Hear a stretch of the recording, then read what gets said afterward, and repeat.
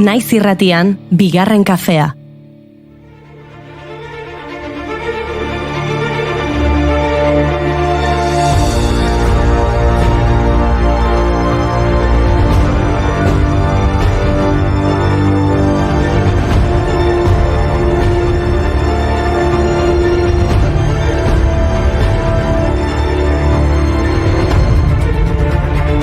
Arratsaldeon, eta ongi etorri beste behin bigarren kafea saiora esan ohi dugun bezala, lehenengo kafea esnatzeko izaten da eta bigarrena gozatzeko. Eta gozatzeko, zer nahiago duzue? Tuvaluko metabertsora joan edo ilargira joatea Artemis bat misioan?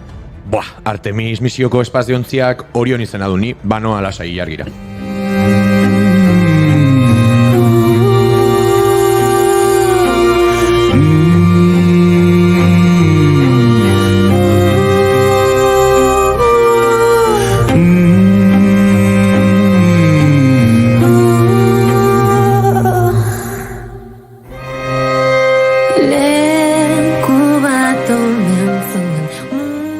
Gaur goizean abiatu da NASA agentziaren Artemis bat misioa. 5. saiakera izan da. 2 aldiz atzeratu zuten arrazoi teknikoengatik eta beste bitan arrazoi meteorologikoengatik. Artemis misioaren helburua ilargira bidaia bat antolatzea da, 2024erako aurreikusia dagoena. Horretarako espaziontziaren gaitasuna baieztatu behar dute. Orduan iritzi zaldatuko dut. Datorren urtean ikusiko dut ilargira joateko asuntori. Oraindik ez naiz ausartuko, nahiago dut Tuvaluko metabertsora joan. Hobeto. Tuvaluko atzerri ministroak esan zuen atzo euren bertsio digitala eraiki nahi dutela. Uharteak eta referentzia puntuak errepikatuz eta itsasoaren maila handitzak ozeano bareko uharte nazio txikia urperatzea mehatxatzen duen heinean haren historia eta kultura zainduz.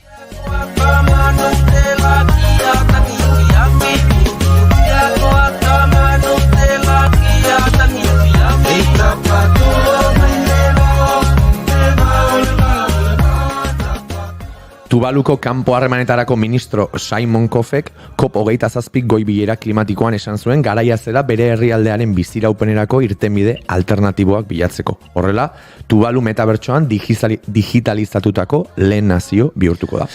Ez da ideia ainarrotza, duela hilabete batzuk kultur ondarerako lankidetza odeia sortzea erabaki zuen Europar Batasunak. Europako kultur ondarea azpiegitura digital baten bidez babesten laguntzeko. Baina momentuz Europako kultura bildumen 30 eta 50 artean baina ez da digitalizatu. Gainera zifrak apalagoak dira kultura ondareko egitura eta paisai handien 3 dimentsioko irudikapenen kasuan.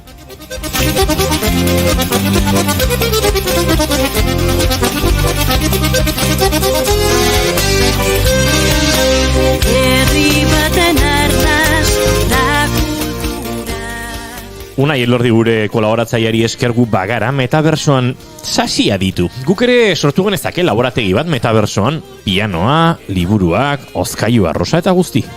Sorionekoago. Eguna proposada gaurkoa hori egiteko. Gaur, azaroak 16, munduko ondarearen nazioarteko eguna da. Data honek gure natura eta kultura guztiak babesteko eta zaintzeko helburua du. Munduko ondarea munduan dauden ondasun natural eta kultural guztiak dira. Gizateria osoaren, aberastasunaren eta oinordetzaren zati direnak. Horregatik da garrantzitsua zaintzea, babestea eta zaintzea.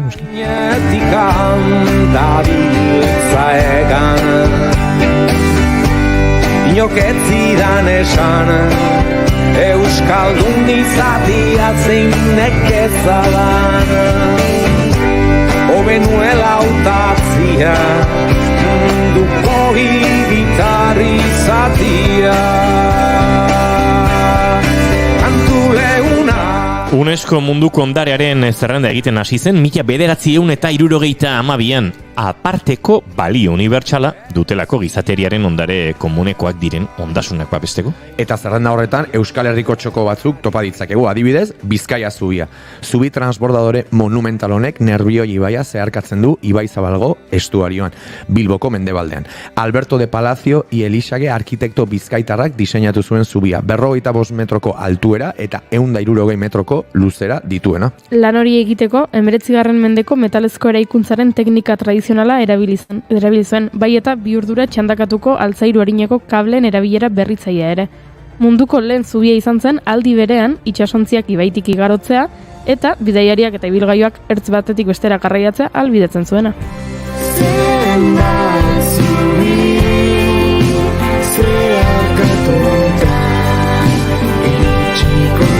behingoz zugana zenbat zumi errebeak ditu paradisurantzen da. UNESCOren munduko ondarearen zerrendan topa ditzakegu Santi Mamine, Ekain eta Altxerriko aitzuloak, Kantauriko erlaitzeko paleolitiko labarartearen barruan. Aitzuloen kontserbazio egoera oso ona da, haien galeria sakonek kanpoko klima eraginetatik babestu zituztelako. Aitzuloetako artean munduko ondarea da gizaki heinu sortzaileen maixulana eta haren adierazpen artistiko burutuetako lehena delako.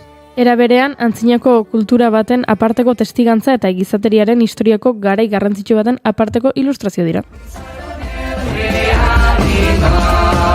Esanen dizutegia, hau ez da usategia, eroi artean izan nintzaten, benetan ausartegia.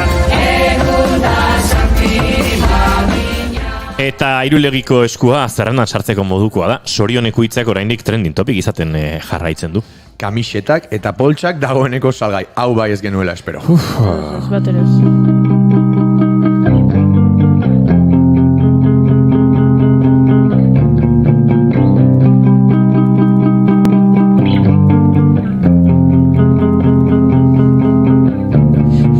Ari garen hauek dagoeneko erretiro hartuta da biltzalako.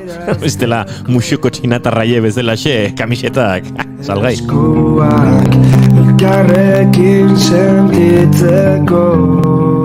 Eta niri behintzat Arangurengo baiarara joateko gogoa piztu zait. Bai, zuk leku guztietan egon nahi duzu gatxot. Naturan bereziki, horregatik gaur, mapa galduak jaialdiaz arituko naiz. Bertan izan nintzen eta Mugarri 25 sorkuntza egonaldiaren inguruan ere arituko naiz. Eta Judith Monterorekin musikaren kulunkan ezagutuko dugu azaroaren 19an, arratsaldeko 7etan, Hernaniko plazako arkupetan Judith Montero imaz Hernaniarraren zuzendaritzabean. Eta doinotatik aratago podcastan Jon Carrasco elkarrizketatu du Gartxot unsainak. Ba, izue, azaroak 16 ditu gaur, eta esteazkena da, ongitorri guztioi, bigarren kafera.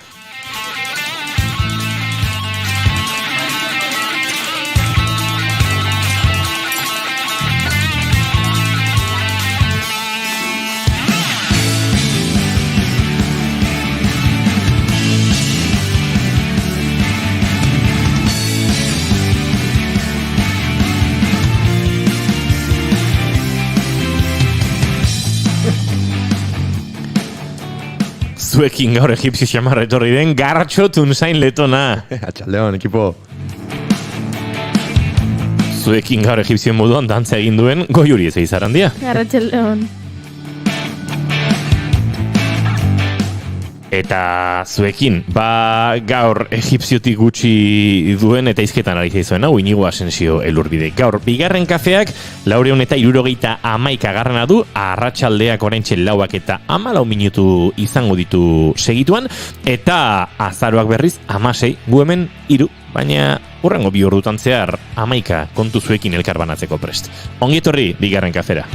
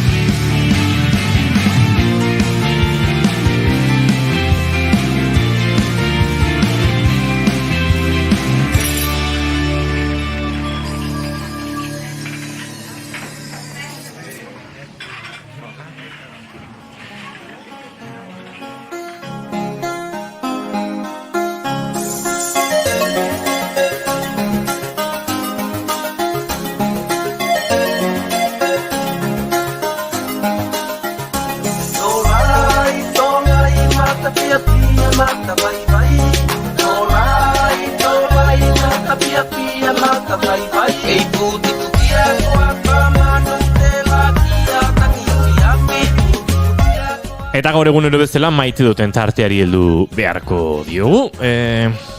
Gartxotun zain, adibidez, Ni hasiko naiz? zer maite duzu? Ba, nik maite dut eta atzo pasa zitzaidan gainera, nola esaten da, kompra o erosketa, edozein motatako erosketa egitera denda batera joaten garenean, bestaldean dagoen horrek, baduenean adeitasun puntu extra bat. Oh. Badakizu ezertaz ari nahi zen gainera, asko ditu gera, gaur egungo azkartasun honetan denda batea sartuta.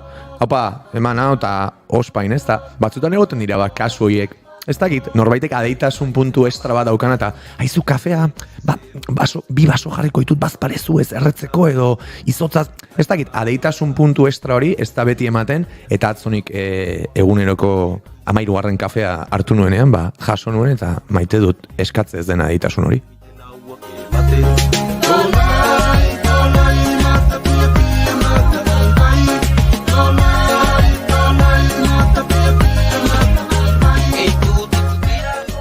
Goiuriz izan handia zein da zure maite dut?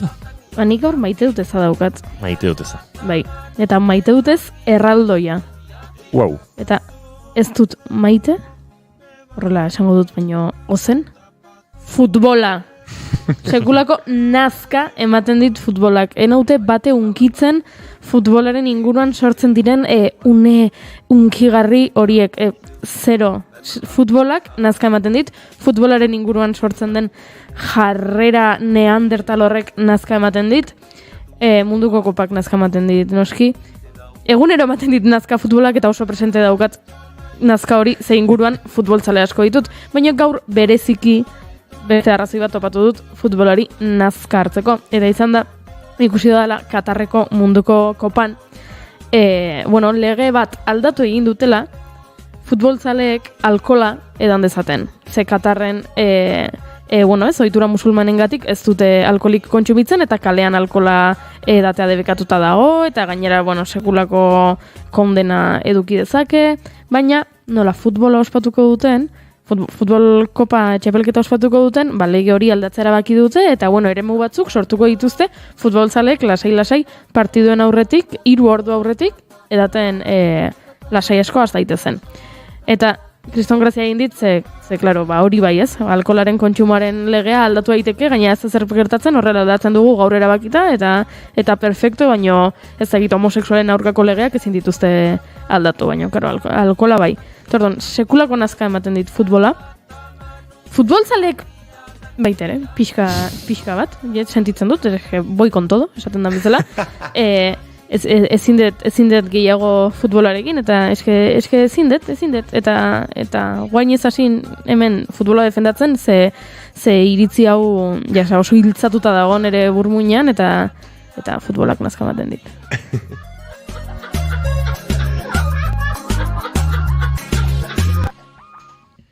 Aizue, Tuvaluren kantu hau bukatu zaigu eta ez dakit, hola goxo jarraituko dugu, zen ere maite duta, ez da oso goxoa ere, beraz, venga, badakit nondi tirako dugun. Me dice que me veo cara, baby, eso la percha lo llevo con arte. Me dice que soy como rara, podría ser... Nik ez dakit maite dut ez da dudan, baina, jakingo duzuen bezala,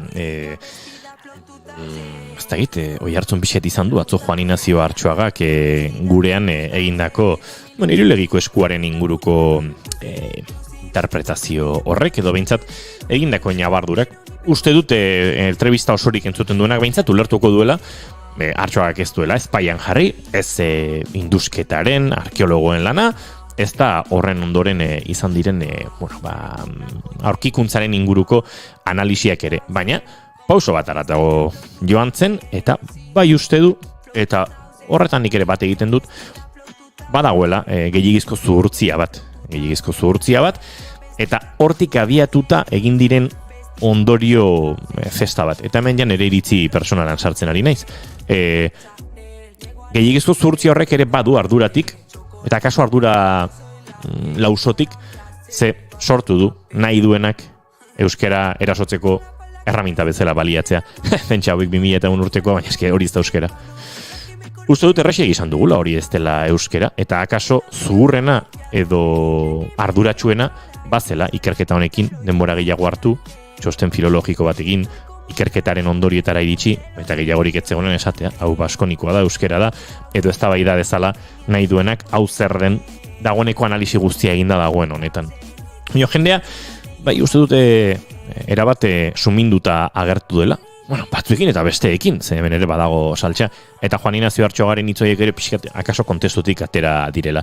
Berak ez du, ez gorrotxategiren, ez aiestaranen, ez inorren lana, txartzate jo. Osan duena da, gehiagizko zuhurtzia dagoela iruditzen zaiola, eta gehiagi iruditzen zaiola, guztiontatik atera den ondorio bat, eta da, hitz bat bai, baina beste guztitik ez da tutik ere ulertzen. Eta lan pixka bat egin da, tutik ere ulertzen ez den hori esatea gehiagizkotxo ote den. Eta ez dut maite gehiagi, sumintze, selektibo hau.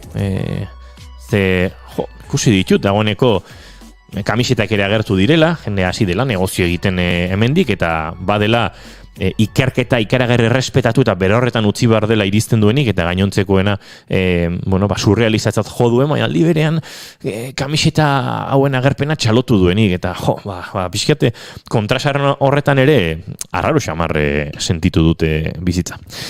Zer zango dizuet, relajatzeko pixka bat denok, eta izan gaitezen zoriontsu kamisetarekin, edo kamiseta gabe. Txinan... Zoriontsu ez? Sorioneku. Sorioneku. Eta kamisetak Txinan eginda baldin badira, akaso hori ere ez, tira, ardura kolektiboaren izenean, hasi beharko genuke beste, ez dakit, jarrera etikoagoetan ere pentsatzen.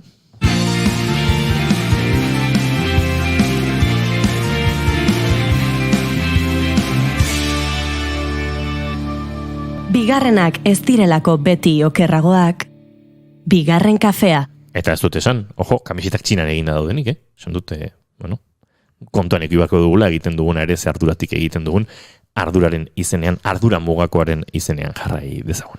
Eta hau esan da, arratsaldeak aurrera egin behar du, eta guk saioare abiatu beharko dugu horrelakoren batean, eta badugu zuekin zozketa bat egiteko intentzio eta beharra, ze amurrion larun batean izango den bertso saiorako zozketa biditu zozketagai, eta hortarako, egin behar duzuena, honako bertsoa entzun, eta horri erantzuna ematea da. Alegia, azken... Errima, falta zaio, azken hitza, edo hitzak, amaiera falta zaio, eta asmatu hartu zuen nola amaitzen den bertso hau, eta gero, gure ere idatzi. Ez dit egin grazi, aitzaki hobeak jartzen, beharko nuke ikasi. Ez dakit egoera hau, ia nola iragazi, gauza honik ezin baitut, honetatik irabazi, ta aitzakiak pentsatzen, ere nazkatu naiz kasi. Begiratu dit ta zuzen, aitor ze ariote aizi, gintonika bota diot bere izotz eta guzi. Ordaintzen duen erako ez du besterik.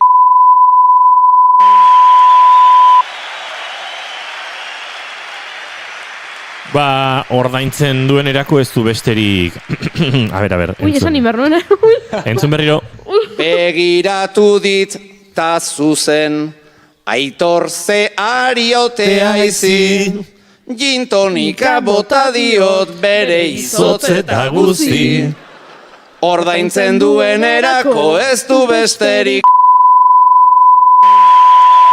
A ber, supererresa da.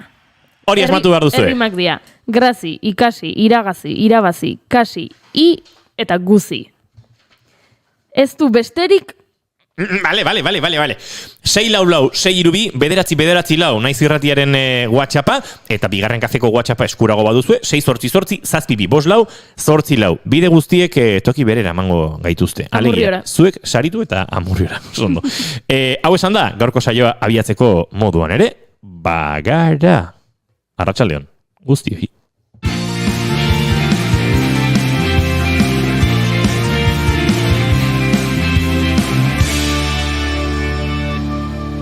Keep calm and bigarren kafea.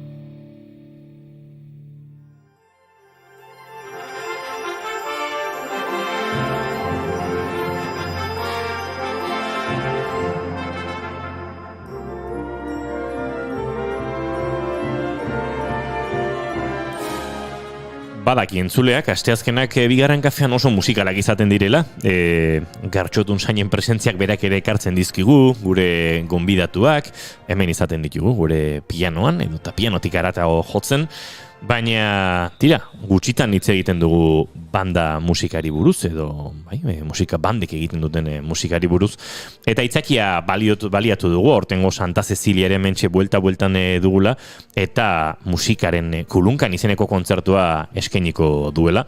Ermubak, Hernaniko musika bandak, larunbat honetan, azaroaren 19an, arrasaleko 7etan izango da, Hernaniko plazako arkupeetan, eta horrek aitzaki emango digu, bere zuzendari izango den Judith Montero imaz Hernaniarra gurera ekartzeko, eta arekin aritzeko, musika bandaren giro horretan eta musikaren kulunkan. Ez da lehenengo aldia bigarren kafean gurekin dugula, beraz esango dugu bigarren kafe hartzen ere ari dela Judith Montero imaz. Judith, arratsaldeon eta ongitorri. Arratsaldeon. Bueno, kontzertu berezia prestatu duzue, badelako alako kontzertu kontzeptuala ere esan dezakegu, gorputzaren mugimendutik musikari erreparatzea proposatzen duzue, dantzarekin izandako harreman horretan hausnarketa bat egitea, tira, nondik sortu da, pixkate kontzertu hau kontzeptualizatzeko intentzio?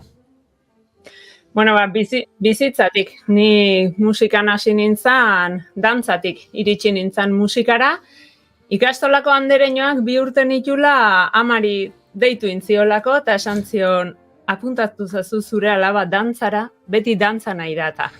Eta horaxe hasi nintzen dantzarekin eta baletarekin. Eta oso sartuta ibili nintzen, eta gero musika eskolan saxoa jotzen hasi nintzen, eta 12 bat urterekin, bandan jotzen, herriko bandan jotzen hasi nintzen.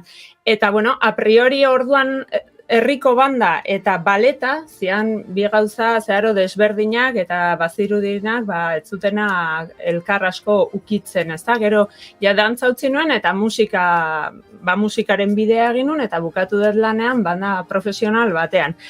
Baina, banda profesional hori izan dela Bilboko banda, bertara iritsi nintzenean, hasi nintzen ikusten, zegoela euskal musikako artxibo zoragarri bat, eta jotzen ziala bertan euskal musikako hainbat obra.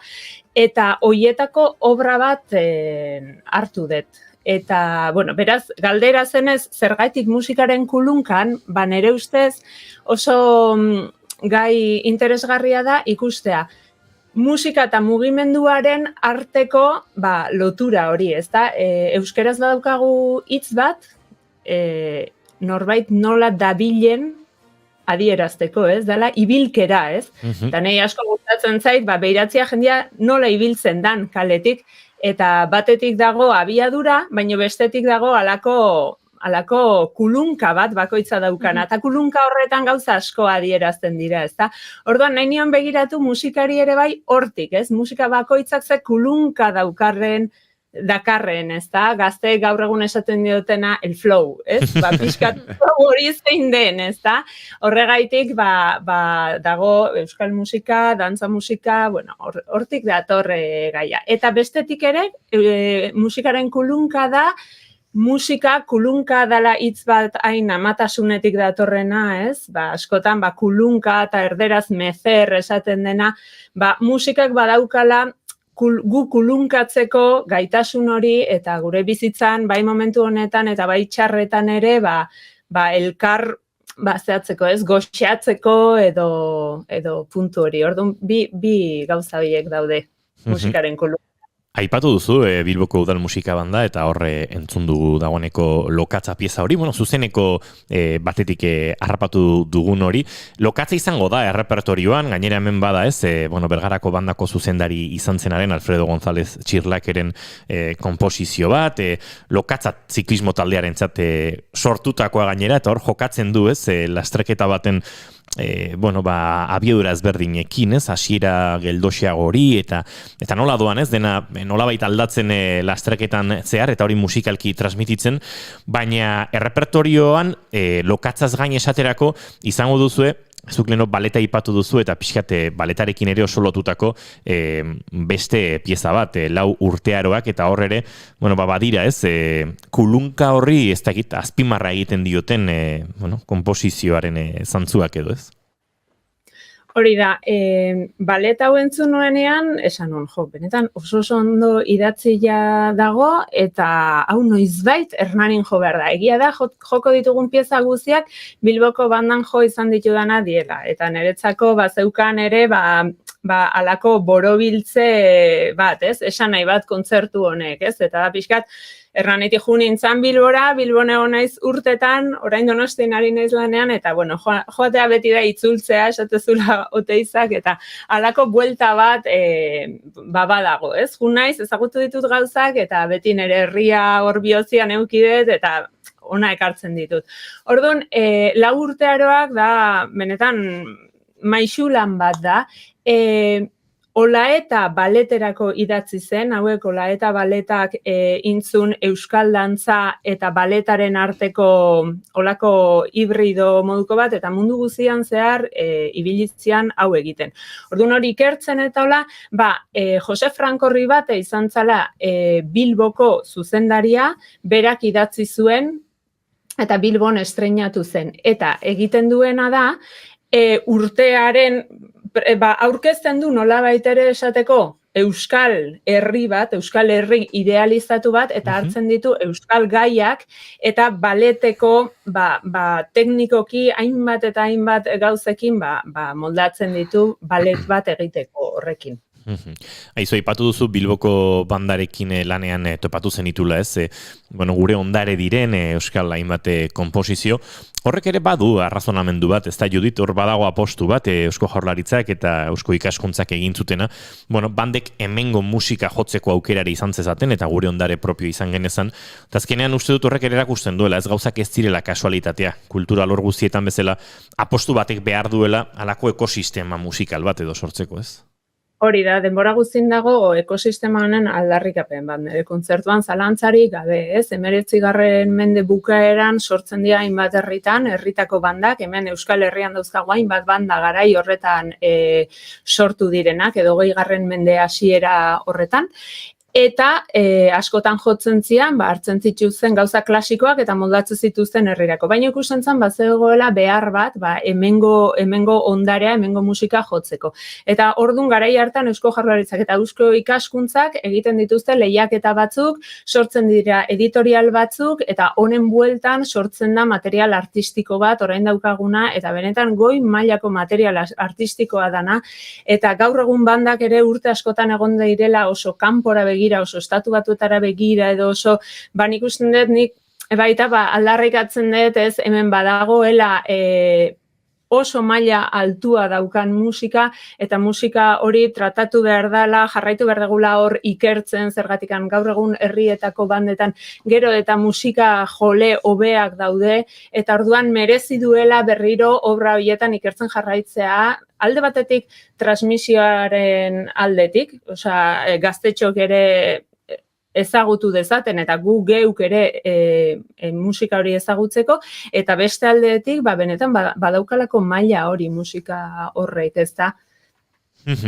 Hala ere, ondare hori hor dago, Judit, baina kontzertu honetan, bada, esango nuke oso nabarmena edo azpimarragarria den zerbait, ze sorkuntzarako, autua edo ere egin duzue, Ane Perez da Azpeitia Hamiltonen dantzazarraren konposaketaren estreinaldi izango baita bertan, eta uste dut hor ere badagoela, ez, aldarrikapen bikoitz bat, gaur egun konposatzearena, baina orain arte aritu gara, ondarea, konpositoreak eta izenak, eta entzuleari etzaio, arraro egingo, denak gizonezkoen izenak agertu direla, eta zue kontzertu honetan, izango duzuela estreinaldi bat, ez dakit, Hernaniko musika bandaren historian emakumezko konpositoren estreinaldi asko gongo ziren, baina bada, ez, nabarmentzekoa, emakumezko bat zuzendaritzan, emakumezko baten lanaren estreinua, hor ere bada ekosistema bat sortzeko apostua, eta akaso, egun dagokigun ekosistema bat sortzearen apostua, ez?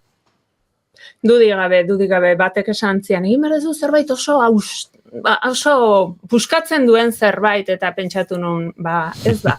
Behar bada hori espero du jendeak nigandik, edo behar bada gauza garaikidetan eta desente ibili naizelako, eta nik usten dut hain justu beharrezkoa deula atzera begiratzeko, baina atzera begiratzeko gero egingo deguna bazerdan ikusteko eta atzera begiratzeko emakumeon begietatik. Nik usten dut begiratu behar banden erronkarik handiena momentu honetan dala emakumezkoen begirada, emakumezkoen belarria, emakumezkoen zera artistiko hori integratzea.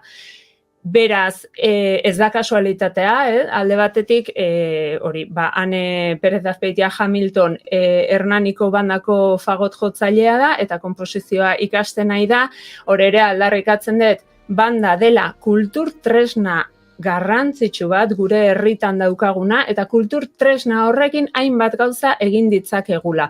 Bandek hemen Euskal Herrian momentu batean, frankismoan eta izan dute erabilpen bat eta ordun herritarren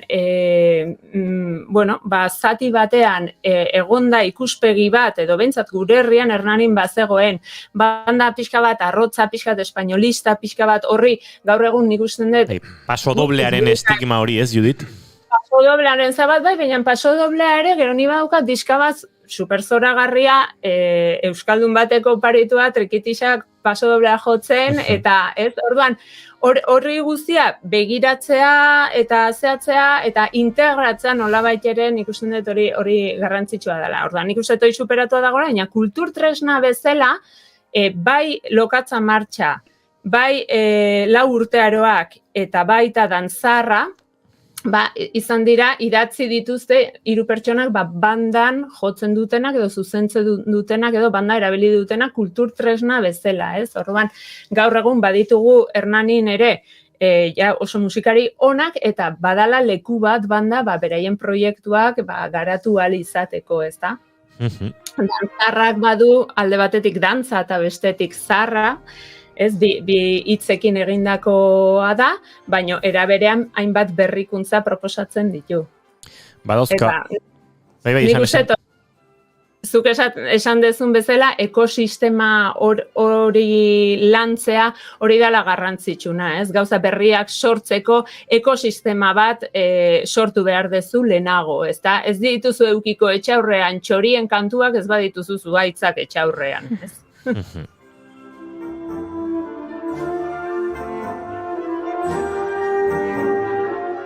Ezin dantzaharra oraindik entzun, estreinekoa larun bat honetan izango delako, esan dugu, Ane Pérez de Azpeitia Hamiltonen konposaketa izango dela, Ermubako, Hernaniko musika bandako fagot jotzaile izateaz gain beha konposatzailea da, eta, hor hartu ditu hainbat referentzia euskal ondaretik eta euskal dantza tradizionaletik, beste esparru modernoago edo gaur egungoetara eramateko, eta hori entzun beharko da, eta hortzi izango da, batez ere banda musikan zale direnen artean, eta hainbat musikari dirazken Euskal Herrian, ez, bandaren girotik gertu dabiltzanak, ura entzuteko gogoa eta ikusmina. Baina, entzuten ari garen hau ere joko duzu, Judit, eta hau, Philip Sparken Moving Heaven and Earth da.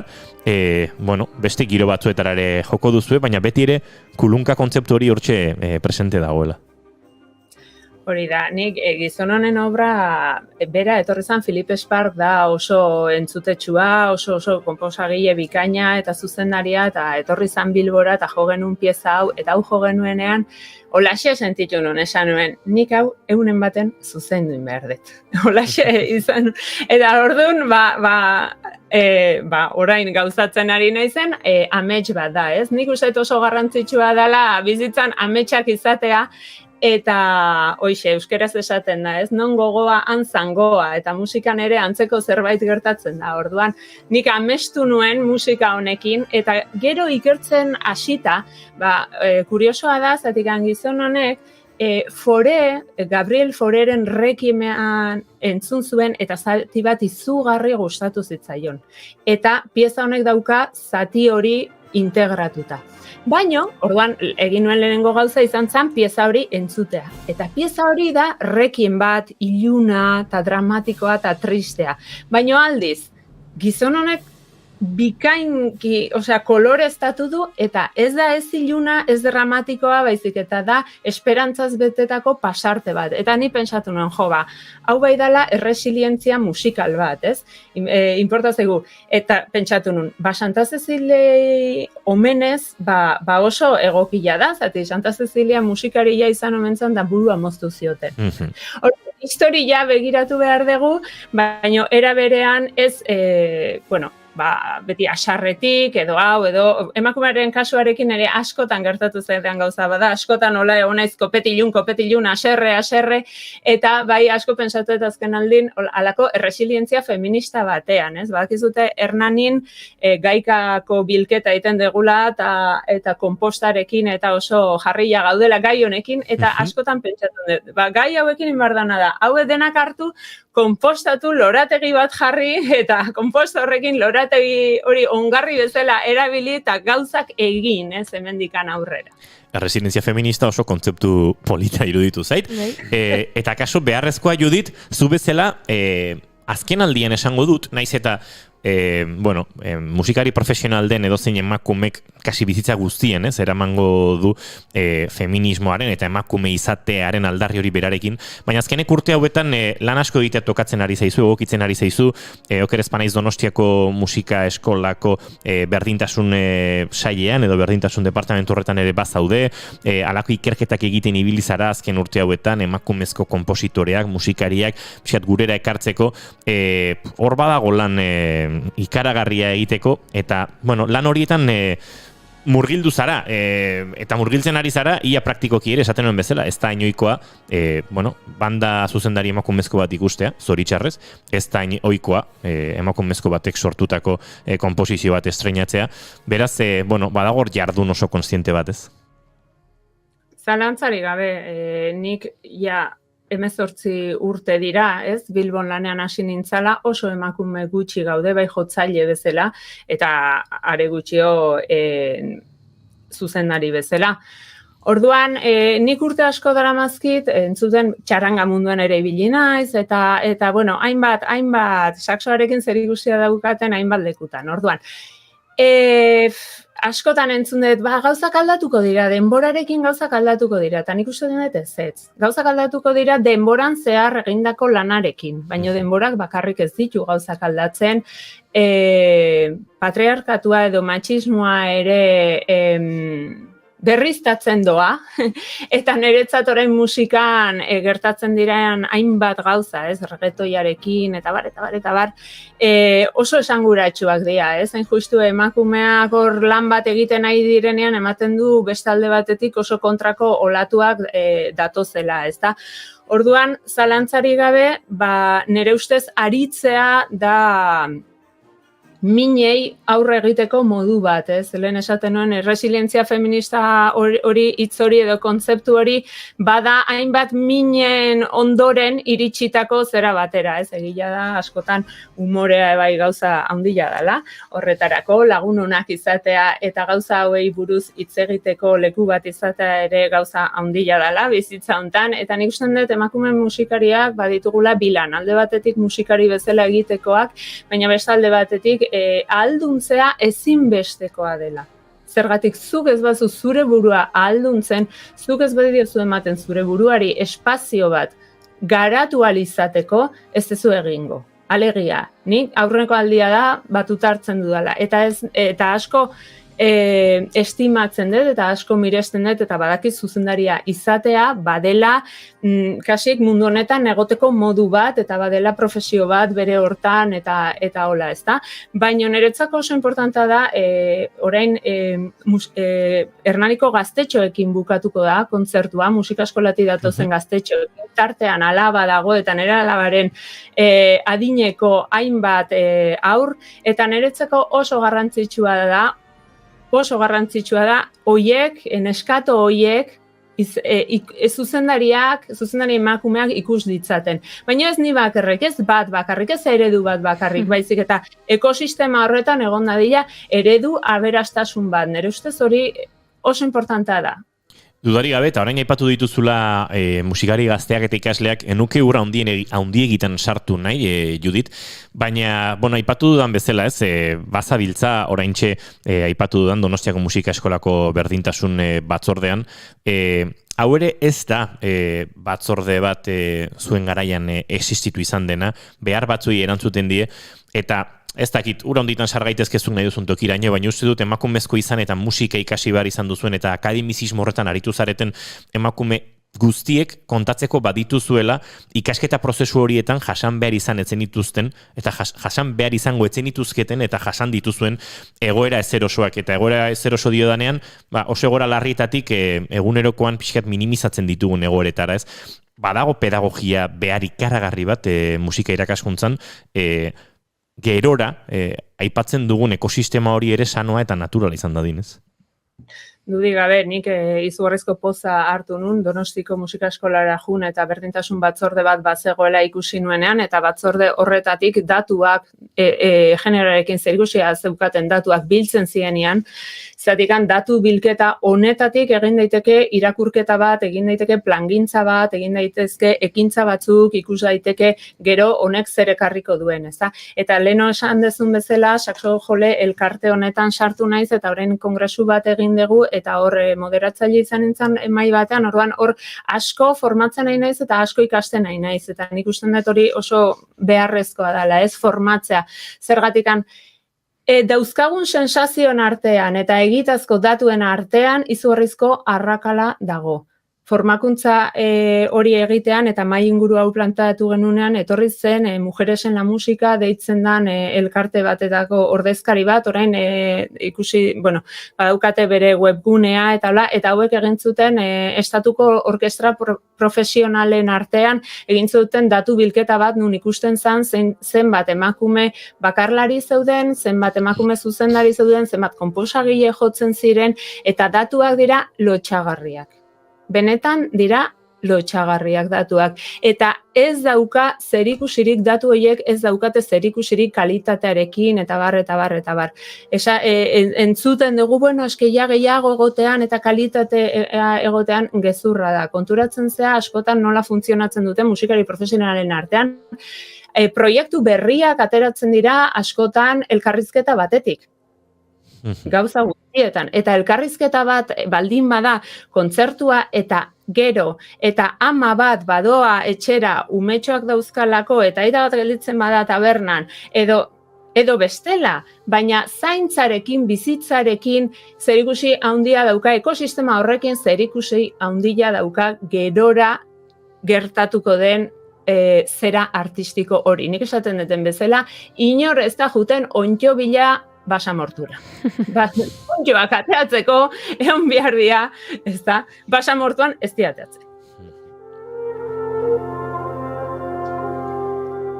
Judit Montero luze jarrai genezake hizketan, baina uste dut baliatuko dugula, 3. kafe baterako aitzakiarik eskuartean dituzun proiektu guztien artean. Gaur, aitzakia azpimarratuko dugu berriro ere, Santa Cecilia ospakizunarekin batera, Ermubak, Hernaniko musika bandak, Judit Montero imazen zuzendaritzapean, larun bat nontan eskeniko duen kontzertu hori baliatu dugu aitzaki modura.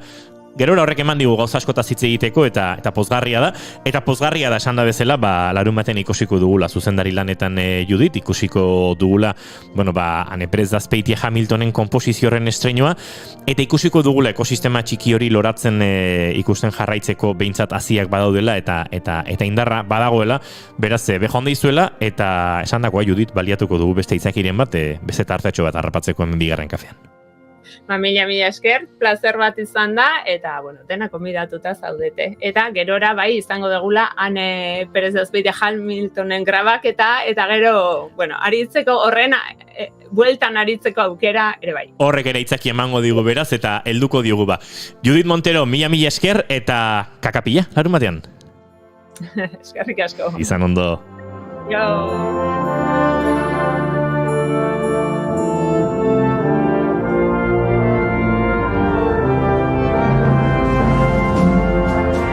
Eta guk aurrera egingo dugu banda musika giroan, Hymn of the Highlands honekin, Adros Castle, piezaren zati honekin, hurrengo minutuetan gozatzeko.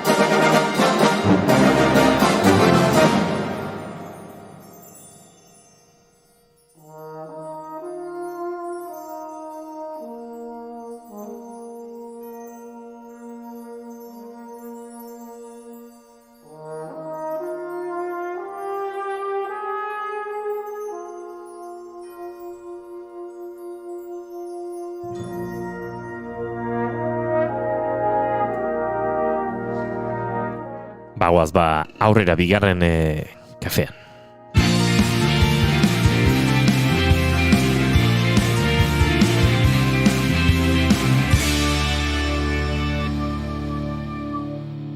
Bigarrenak ez direlako beti okerragoak, bigarren kafea. Musika da protagonista, baina entzuten dugunaren atzean zer dagoen ere jakina izaten dugu musikaria saioan. Astelenetik ostiralera 10:00 solasaldiaren ostean hasi eta eguerdia bitarte naiz irratian.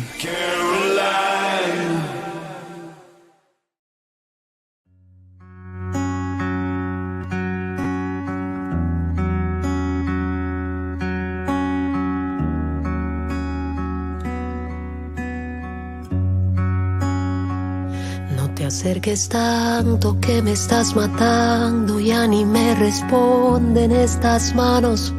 Vivo en el intento de poder apagar la hoguera. Ez dakit Twitterren ordu asko pasatzea ideia ona den edo ideia txarra den, bueno, norberak ematen dionaren arabera, eta hemen Goiuri eta Gartxoten artean ere sornezake eztabaida bat, baina ez da hori helburua. Baina Twitterrek jartzen ditu saltxan hainbat kontu, esaterako entzuten ari zareten kantu hau, eta momentu hau. Enciendes las luces que había de apagar. Ay, no te me... Lasai, entzungo dugu lasaiago. Kani García eta Alejandro Sanz. Kani García Puerto Ricoko kantautora bada, eta elkarlan batean aurreratu dute Alejandro Sanz, musikari espainiarrak laizter kaleratuko duen disko berriaren aurrerapen kantu Muero.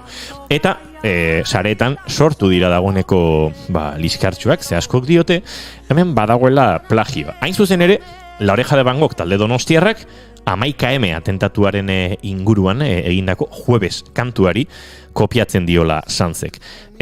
Garbiago ikusiko dugu hau dena. Muero kantua duela gutxi agertu dena.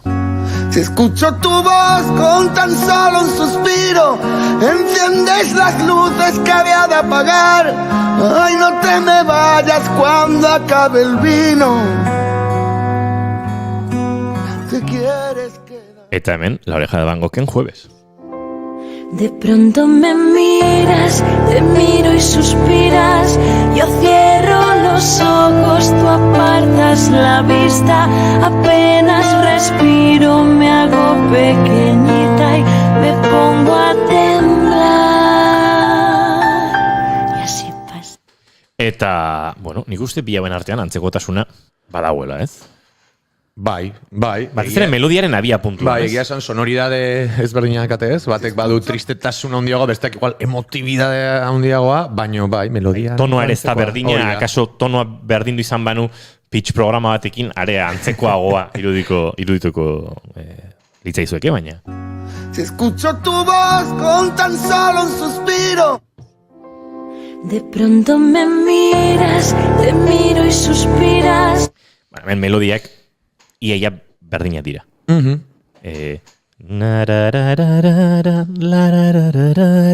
Ez, badago gainea fraseoaren amaieran, esaldi bakoitzaren amaieran, puntu berdinera heltzeko joera. Hoi da Jueves. De pronto me miras, te miro y suspiras. Si escucho tu voz con tan solo un suspiro. Bai, bi esaldiek badute, puto Alejandro Sanz, kastrati modo jaioz da. Bale, gaur eguzkia dakaula, o geneukala.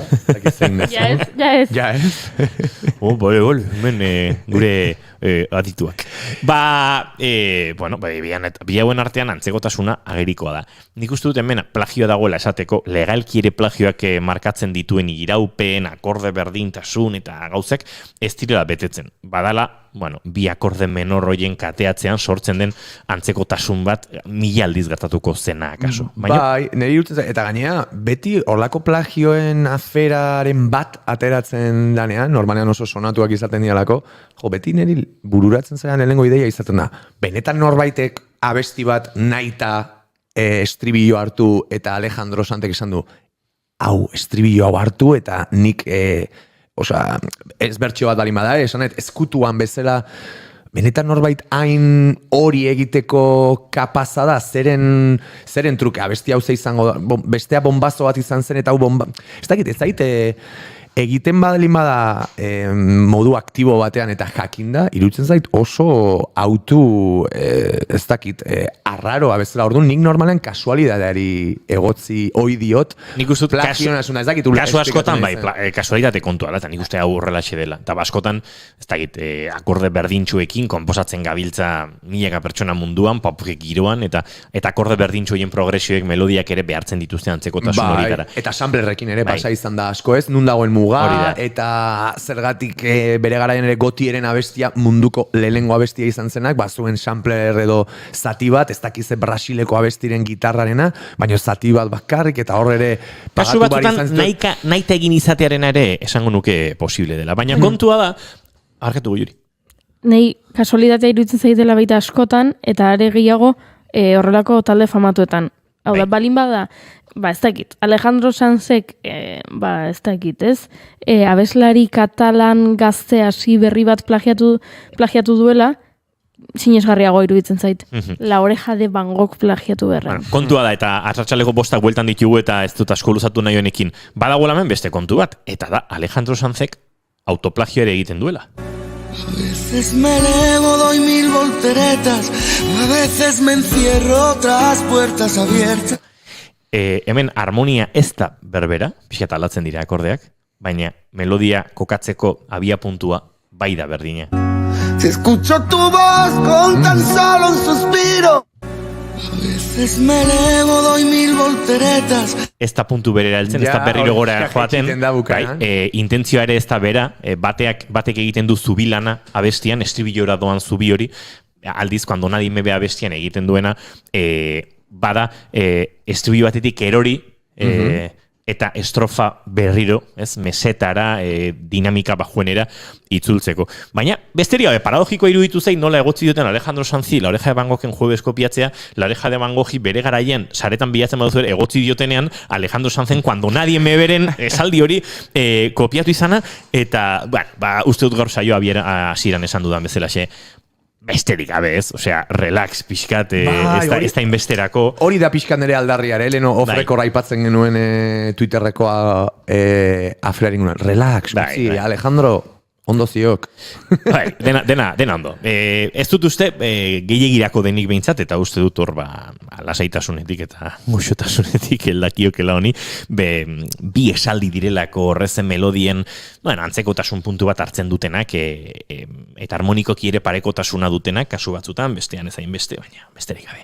Edozein kasutan, arratsaleko bostak bueltan ditugu, eta gure txorakeriei alde batea, gure txorakeriak alde batera utzi, eta naiz irratiaren estudio zentraletara jo behar dugu, azken ordukoaren bila. Egoi Belategi, arratsaldeon.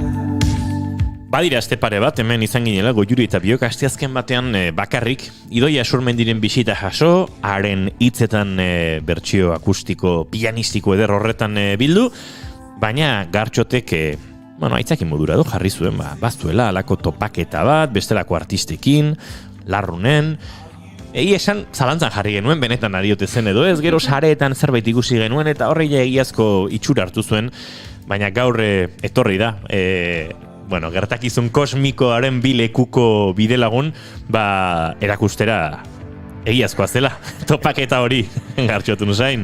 Atxaldeon, noski etzino, asko maite zaituzten nik. Eta ona, asteazkenean izugarrizko gogoarekin etortzen naiz, orduan, behin etorri ez dintzen horretan, noski banuela aitzakia baino gehiago, esango nuke bizipen oso garrantzitsu bat, bizitzeko aukera, eta horregatik gaur oso ideia polita iruditu zait, zertan ibili nintzen kontatzera etorri, eta nola ez, ibili nintzen horren atzean dagoen jendea ere pixkat existitu beharko ez litzaken muga horren bestalde honetara, ez? Hain zuzen ari naiz, bere garaian Uso Pop izenez ezagutzen zen festivalaz, eta horren ondorengo, esango nuke alaba txiki, seme txiki izan den mapa galduak egitasmoaren inguruan. Okerrez banago, urriaren 28 uste baietz, duela pare bat aste edo 3 asteburu horretan Sarako herrian eman zen festival baten inguruan, eta ni emozionatu egiten naiz, izan ere oso momentu ederrak pasan dituen, baina zile iruditu zait antolatzaile bati ere hitza ematea, gaurkoan pixkat barrutik ezagutzeko festivalaren nondik norakoak, eta baita ere ekarri nahi izan dut, hor larruneko puntan astebeteko parentesi eder hori, eta asteburuko kontzertu sorta hori nire ondoan bizi izan zuen zortedun bat, ez? Berandutu baino, aurkeztuko ditut bestaldean ditugun bi gonbidatuak, hain zuzen ere, hemen dauzkagu Joanes García Basurko, ez dakit nola deitu baino, festivaleko antolatzaileetako bat, jefia, deitu diezaiokegu bai, naiz berak ez duen nahiko ala deitzea, brometan ari naiz Joanes lasai, eta hemen daukagu ere Peio Erramuspe, musikari, orain ere lagunon, eta aste luze horretan larrunen izan nuen bide laguna. Ongi etorri, bigarren kafera, eta haupa zuek. Kaixo Joanes, kaixo Peio. Ipa, txaldeon. Txaldeon, bai. Zemuz zaudete, aurkezpen txukuna indet, ez da? Hanbizi izan genunaren inguruan. Ez, Joanes? Jefean naizela parte, bai.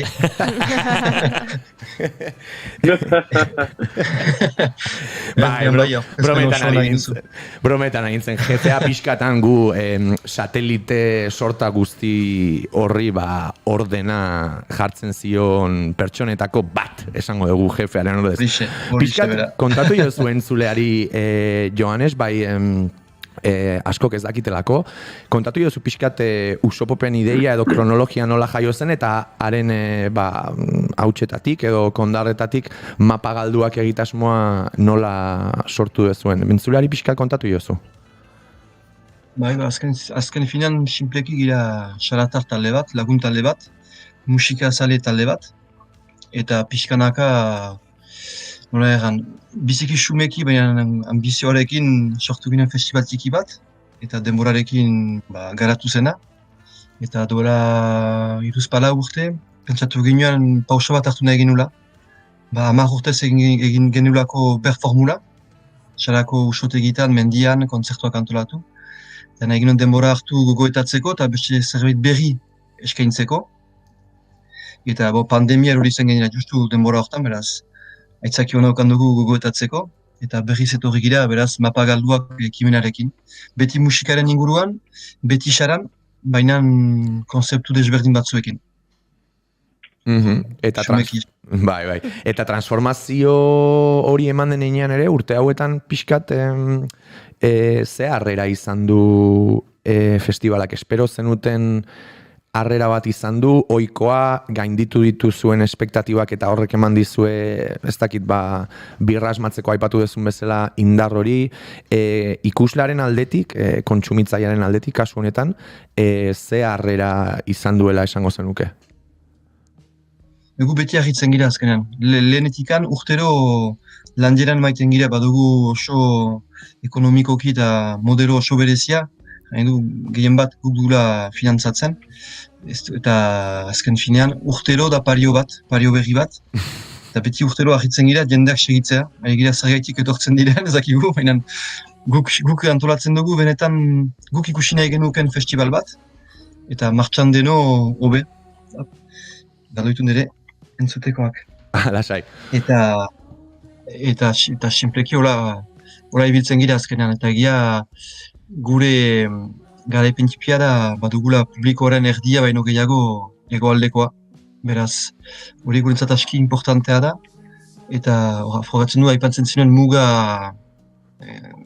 kartan agertzen muga hori pixkat desagertzen ari dela. Bai, tamalez, hau hausnarketa pertsonal bada, baina tamalez badirudi gaur egun ere beharrezkoa dela fikziozko muga horren bi alden arteko zubilan hori egitea, ez? Eta nik pertsonalki iruditzen zaite kiston lana egiten dezuela, eta bueno, zuk aipatzen duzu harrituta zaudetela jendearen erantzuna, baina nik uste hor klabe badela ere, eta aipatu duzu etengabe saiatzen zeatezuek ere berria den zerbait eskaintzen, ez? Ez bakarrik zuzeneko kontzertu hoien taldeen kalitatearekin, baizik eta ez dakit, impresio dakat, baina uste eta ala dala objetiboki urtero gehitzen diozue ere, ez dakit, pizgarri moduko bat festivalari, eta oso originalak diren proposamenak, aurten ere adibidez, anuntziatutako iruzpalau gaueko kontzertu horietaz gain, bazenuten atxaldean anuntziatu gabeko taldeen ibilaldi o saran barrena ibili eta jendeak ezagutzen ez zituen edo anuntziatuta ez zeuden artista horiek sorpresa moduan ikusteko aukera hori ere antolatu zenuten, gaur ere peio horregatik ekarri dugu eta izpide den igandean ikusgarri izan zen 12 musikarik astebetean sortutako seldiz bat eskaini zuten, hau da pizgarri horiek ere importanteak dira jendea erakartzeko, ezta, zubilan horretara. Uste dut baietz, eta gure aurtengo programaketan horiek ziren 2 puntu azkarrenak diriduriko, sorkuntza hori, lagunen eginen sorkuntza hori, gero aipatuko dugunan ustez luzeago, eta larun bateko ibilaldi sekretu hori. 4 leku sekretu, 4 musikatalde ez anuntziatuak, eta jendeak hortik atera da loriaturik uste dut. Zinez esperientzie edera izan da. Bai, nik aipatu behar dut hor lautalde horiek zeintzuk ziren bazekiten batzuk, besteak ez, horri ibili ginen kinielak egiten denak astean zehar, eta nik ere... Baina bat baino gehiago edo, uste denoi baten batek harrapatu zintuztela ez ustean, ez dartxot? Bai, eta gainera, inkluso esango nuke, atxalde hortan, nik ja hor nunbaiten irakurren un, sekretutxo ematen zunun, baina hala ere ibilbide hori egin nun, eta naiz eta izenen bat jakin, nik pertsonalki emozio maila berdina mantendu nuen, zen parkin batean hasi eta Sarako txoko ezberdinetara eraman gintuen festivalak, 30 pertsonako talde txikietan, eta ez dakit, taldeen izenak eta sorpresaz gain oso garrantzitsua irutu zitzaidan, eta oso berezia kontzertu bakoitzan nun zen, nola zen, leku batetik bestera nora eraman gintuzten, eta benetan atxalde oso berezia izan zen. Jo, nilarun bat hortan 8 kontzertu ikusi nituen. Esaki, ojo. Gaindosia. Bai, eta goizian kistonen saioa, oain ere peiokin itzen dugu, goizian kistonen saioa eta atxaldian 8 kontzertua. Esaki, igual bizitzan bizi izan deten eguni musikalena. Hori gartxotun zainin hitzetan asko da. Peio, zuri, orain, hemen bestaldean daukagu ere Peio, kaixo Peio, zuri galdetu nahi nizun, orain pixkat igandean pasatzen horren sakontze aldera, zuk historikoki nola bizi izan dezun, ze harreman daukazun zuk, Usopop zenarekin, eta nola hartu dezun mapa galduaken proposamena, eta aurtengo edizio honi nola heldu diozun, zen pixkat pertsonalki neri bezala zuri ere eragin dizu, ez da, Peio?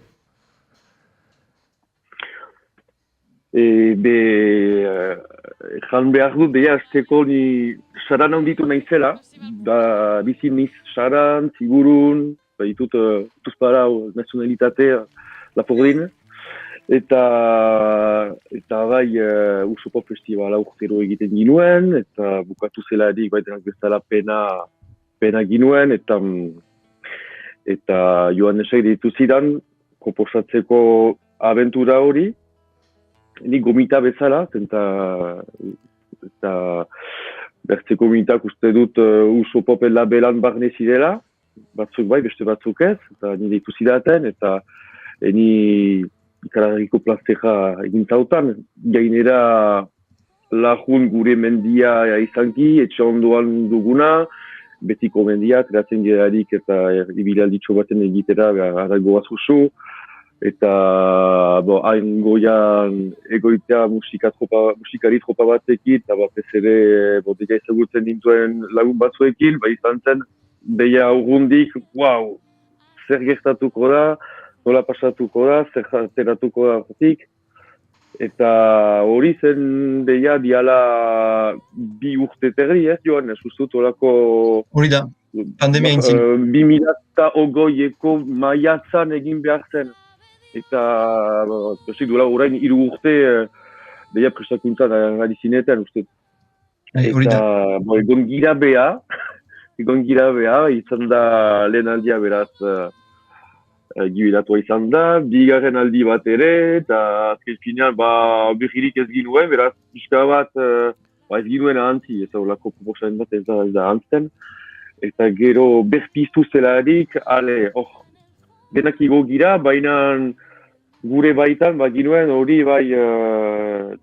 luzaz, barnean ginituen idein batzuk, gure baitan lantzen ari zen hori dena.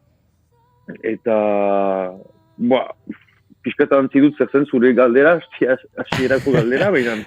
Ez, aipatu duzu pixka zure konexioa zein zen festivalalkin, oso ondo erantzun duzu. Ez dakit, aztu zaigune izena esatea, baino Mapa Galduak festivalaren baitan astebetez, edo 5 egunez, Larruneko puntan 12 musikari bildu ginen, horri Mugarri 25 izena jarri zion Mapa Galduak festivala, eta gero Mugarri 25 taldeak, komila arteare esango dut, edo super taldeak, edo ez dakit nola ditu, igandean eman zuen kontzertu bat.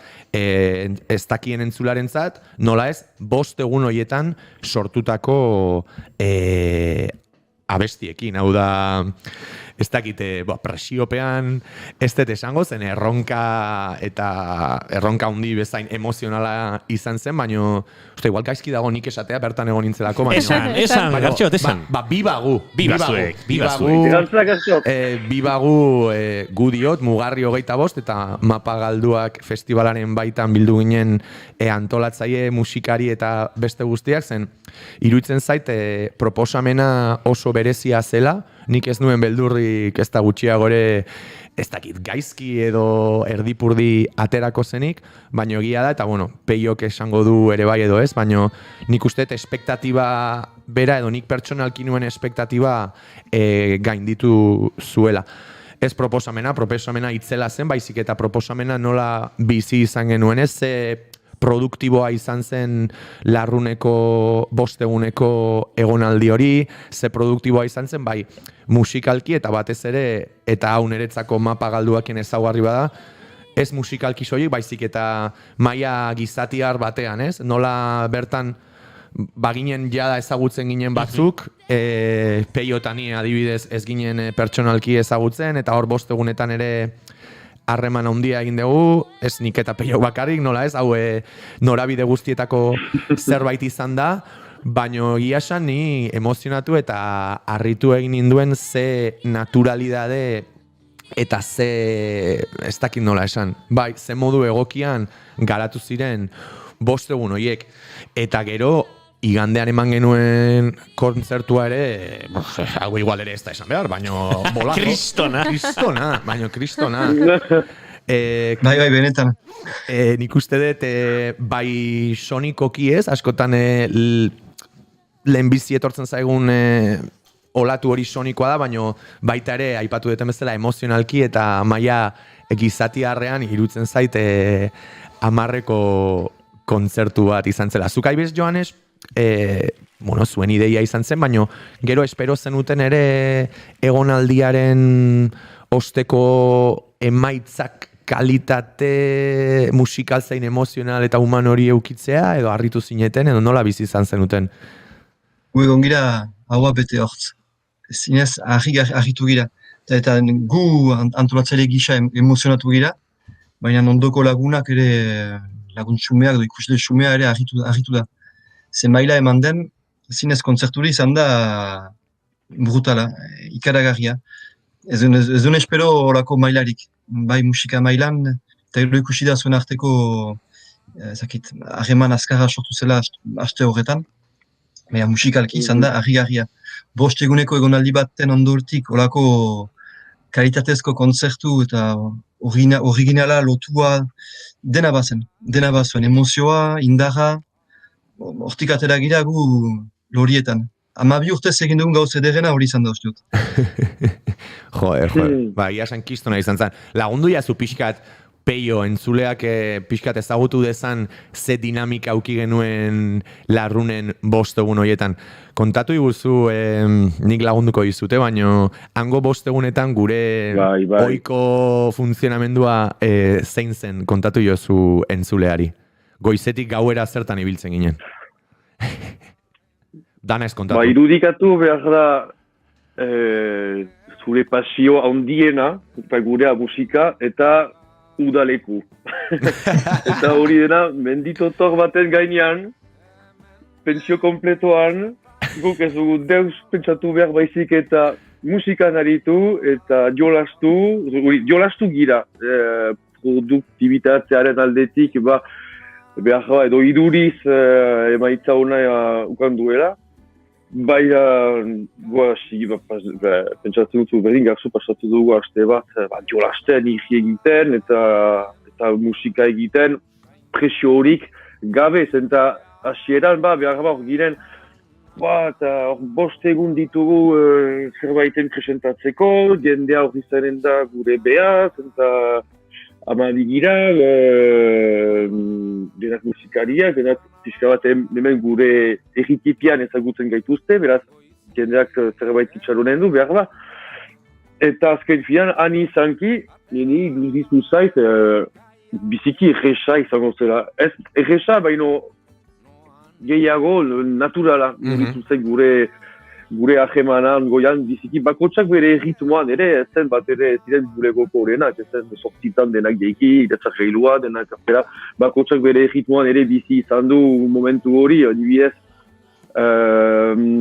idei batzuk proposatu genituen Atabal aretoan egin ginuelarik bilkura txiki bat, baina duritu zain berte zerbait egin dugura zen eta dugu bat ere prestatu edo pentsatu zer egin behar ginuela, edo nik banintuen idei batzuk denek egiteko, edo proposatzeko, baina ahaztu zaizkit angoian izaitearekin bakotsak zerbait proposatu dugu, edo zerbait, edo nola ezan, proposatu ditugu han bertan, eta, bakatu telefona izin txolatzen, eta besteak berara konektatuak izan dira, besteak errapostuak emaiten dira, elkarrizketa musikal bat izan da.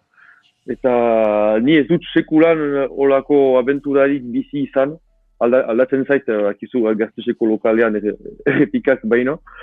Eta ez dakit, hola bizki magikoa izan da, eta momentu sakratu bat izan da, bai, denentzat. Eta ni denbora initz ezagir dut aldikan jausteko eta kontzertua bukatuta piskat galdua bezala, eta hori deia ala pasada, duela 2 urte terdi ideitxo hori buruan dugula, eta ala, orain egina da, eta zerra txikitzen dugu gortarik, nora goaz orain, isetitzen du nire baitan aldatu nahuela nunbait, ala.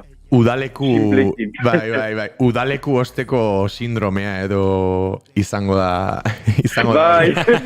Neri ere pasa zait, eta oso ondo esan dezu, Peio, azkenean hor sakratua edo magikua den zerbait pasada, nik esango nuke eta aipatu nahi dut ere bai, ez musikariek askotan uste ez dan bezala eukidegun disiplina goiztiar eta egun oso aprobetxatzeko produktibidade horregatik bakarrik, baizik eta antolatzaien aldetik eta han amatxo berezienak bezala zaindu gaituen itzi eta Dani Bikotearen pentsio kompletoa jaso degulako, ezuk esan dezun bezala, eta azkenean gu goizean 8 esnatu, esango nuke gozaldu eta 4-5 orduz ensaiatzen ibiltzen ginela, gero mailan genuen bazkaria, siesta txikia egiten genuen, igual 6. kafe hartu, eta atxalde osoan ere beste 4-5 ordu ensaiatu orduan.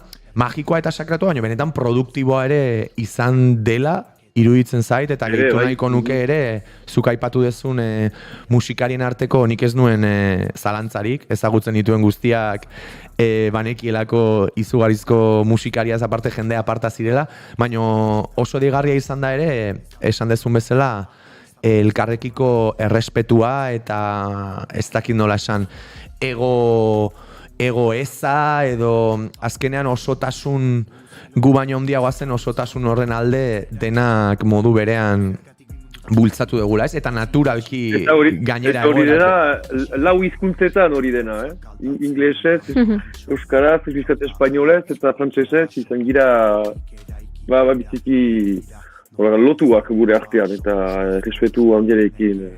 Eta ipatzeko ere nahia egon dela bere aujarekin, liniarekin, zonbait egunez. Eta bai. Hori ere... Aste guztia. Hori egia da, kuriosidad bezala, ja, ez ditugu izen guztiak esan, hangoian lagundu idazu, baina hangoian egon ginen Peio eta ni egon ginen, noski, baina bertan izan ziren ere Horbelekoan Elis Kamil eta Alan, Felix, aipatu du orain Joanesek Naia, Pascal Irigoyen, Xabi ere bai, hortzegoen, baten bat azten zain, bai, Naia, aipatu dugu, Jonas, gure Kanadako lagun min berria,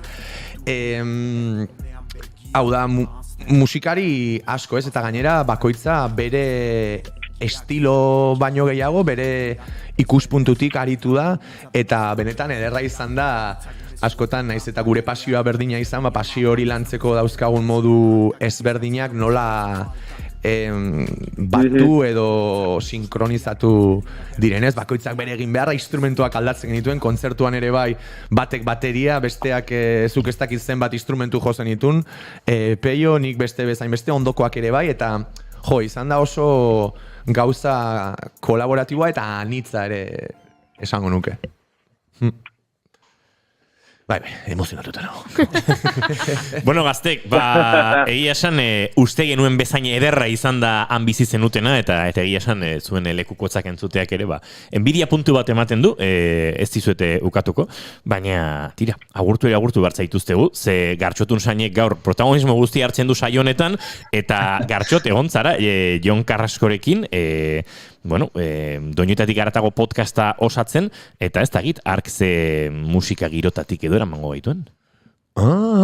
Sorpresa. Banik zean ekan, Jon Carrascon ere lagun mina da, eta kiniela txiki bat egin nuen berari podcasta egiteko gonbidapena luzatu baino lehen, Jonkak ze abesti aukeratzen ditu, ziurrenik lauak ezagutzen ditu dela, eta, spoiler emango, bai, aipatu dituen lau bere kantu kutxunak nik ere nere ez dakit top 10-ean, baino top 20 hementzat sartuko nituzke, eta, orain txentzungo ezu, Segituan entzungo ditugu Joanes García Basurko eta Peio Ramos Peri, mila esker gurerako tarte hartzeagatik, eta nahi duzuen arte, hartuko ditugu tarte gehiago ere. Eskaganitz. Izan ondo, bagoaz aurrera, Jon Carrascoren, sola saldi hori, edo Gartxotekin izan dako, sola saldi hori entzutera.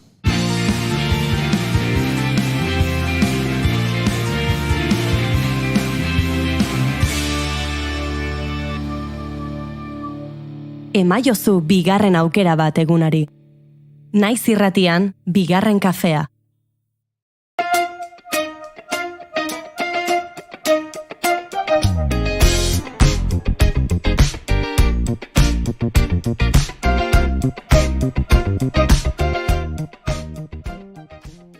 Eguerdion, atxaldeon, gabon, ongi etorri guztiei doinuetatik haratago podcastaren kapitulo berri honetara. Gaurkoan egun berezia da, itortu behar dut, izan ere parean daukate Jon Carrasco andonegi lagun min eta bidai lagun fina.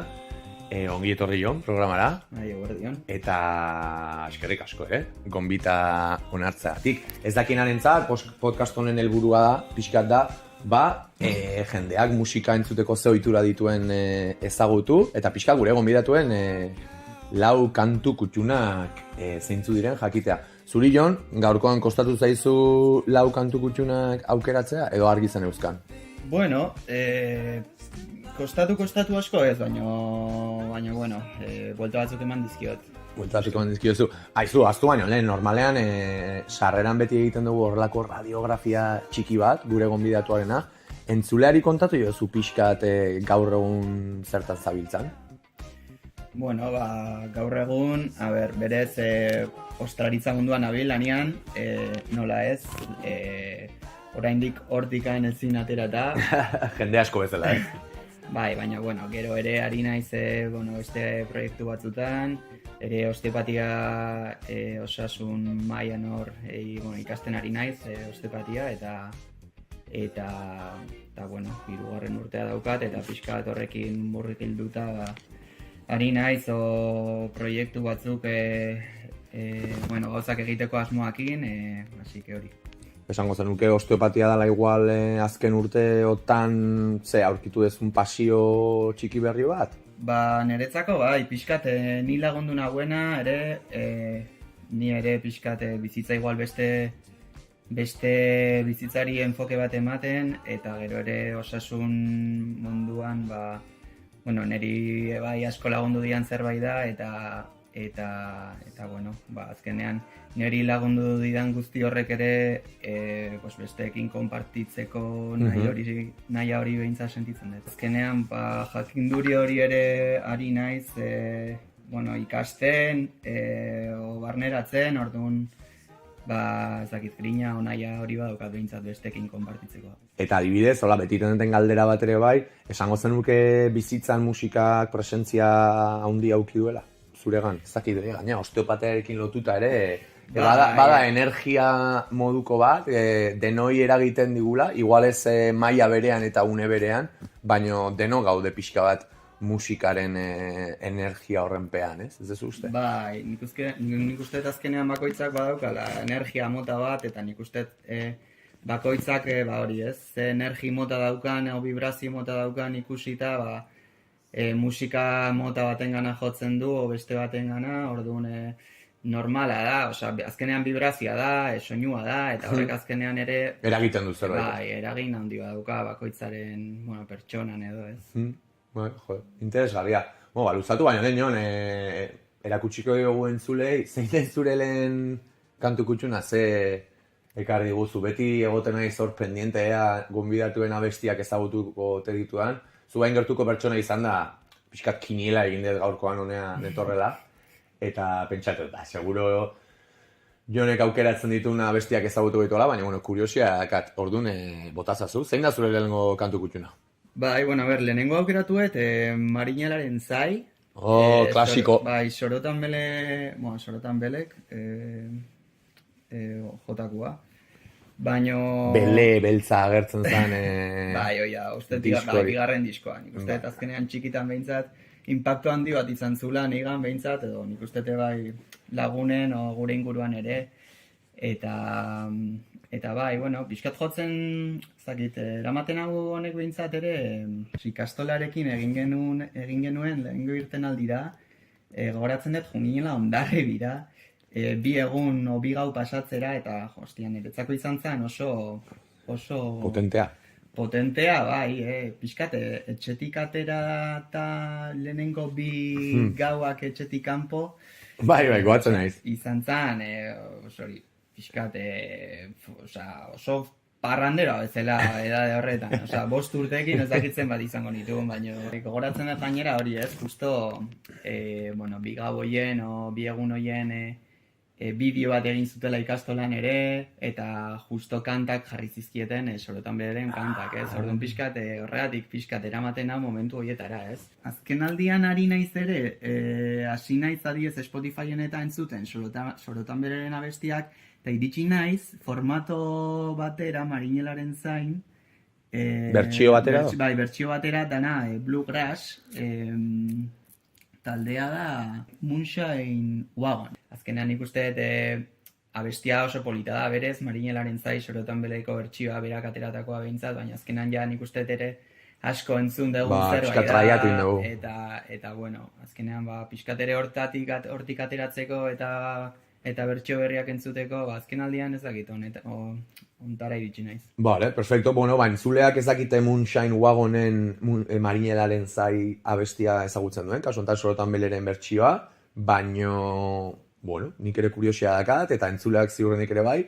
Beraz, hemen entzungo dugun lehenengo abesti kutxuna, jonek ekarri dugun lehen abesti kutxuna, Moonshine Wagon taldearen Marinelaren zai abestia.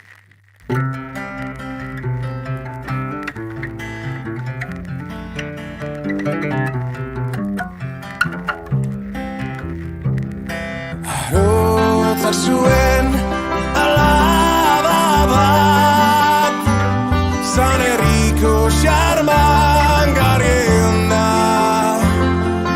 bigizonek nahi zuten gabe izan. Biotzaz nola zan, zerdun, ende alaba, Marinela maite dut aita, ez aldun ulertzen ezinezkoa da. Jautxoa, ta iretzat maitia, orduan egarriak denak ziren bat, maitasun gatuarentzat, txantxoa datorren eskubia. Marinela Irlandara doa.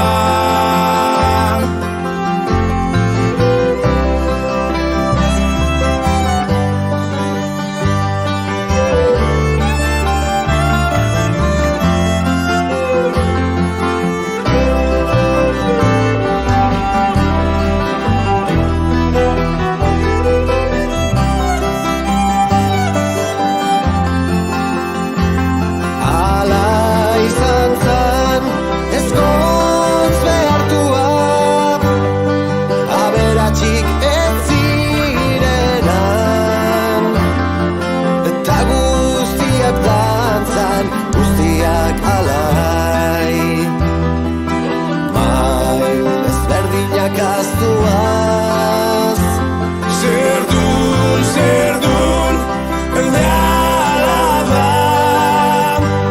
Marinela maite dut aita,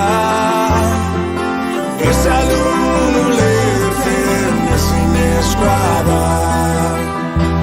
Txantxoaren emaztea zara, gaur egun oraindik ikus dezakegu, alaba ura leioan, Marinelaren zai, itxasoan du itxaropena.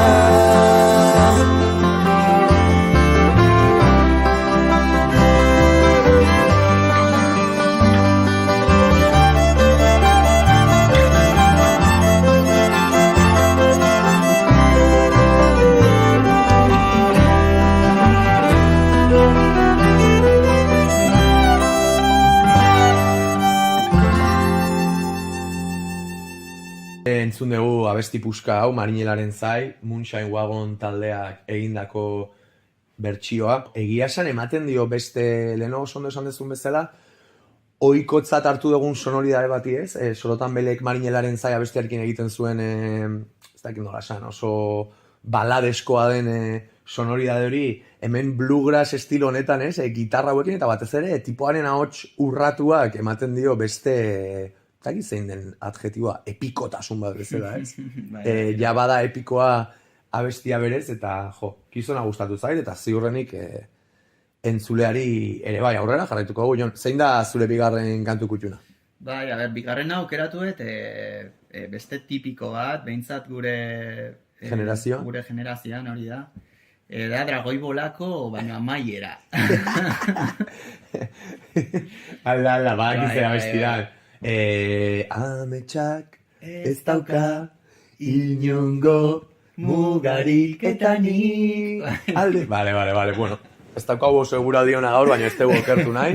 Horrek nora eramaten zaitu ba. Bai, azkenean hori ez, narama pixkat, hori ez, ikastolatik aterata, ja behin etxera etorrita ere, Dragoibola ikusteko irriki horretan, pues hori bukatu eta hori abesti hori entzun da behintzat, ez dakit, ja pixkat dana berdin zitzaidan.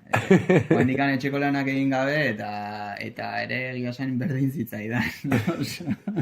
Hori izan igual, eguna borobiltzen zuen abestia. Nik ere recuerdo hori akat, ostra, Dragoibola izan zan, kiston fenomenua izan zan, Beti duda daukat, noiz hasi zan Dragoibolaren fenomenoa, eta zenbat generazio harrapatu dute zituen. Egunero ordu berean, pantaiaren aurrean, telebistaren aurrean eseri, eta hori ikusteko ohitura zanitza, bueno, ohitura ez duen esan, beste zerbait esan duen baino. Ohitura erlijioso bat ez dela, hau da, egunero ginela hor, 8:00 edo 8:30, ziurrenik amaren... Bai, afaldu baino leheneko... Amaren, venga afaltzea, olako bat entzun baino lehen, o pantaiatik pixkat urruti jarri, o amaren olako oiu bat, zentzu honean, ama, entzun baino lehen, eta iasan fenomeno haundia izan zen. Eta bai, bazituen hor, bai, hasieran esango nuke ere, bazituen pare bat abesti ez, nik usteet oroitzapen edo oroimen kolektiboan gehatu dianek, eta gaur egun gure edadeko edo zeinik galdetuta ziurrenik letra ere jakingo du, horrek esan nahi du, zenbat gazte egon ginen hor telebistaren aurrean Dragoibola serie epiko hori kontsumitzen, eta bukaeran begira, leno kantatzen edo sasi kantatzen hasia, eta gu ere letrataz goatzen geha, horre badukaz ere esana, Oraintxe bertan frikatuko dugu jonkaketanik interneten zein den abesti honen egilea, ez dakigulako, guk ezer jakin gabe memorizau egin genulako, baino hemen daukazue Dragoibola marrazki bizi duenetan bukaeran entzuten zen abesti puska.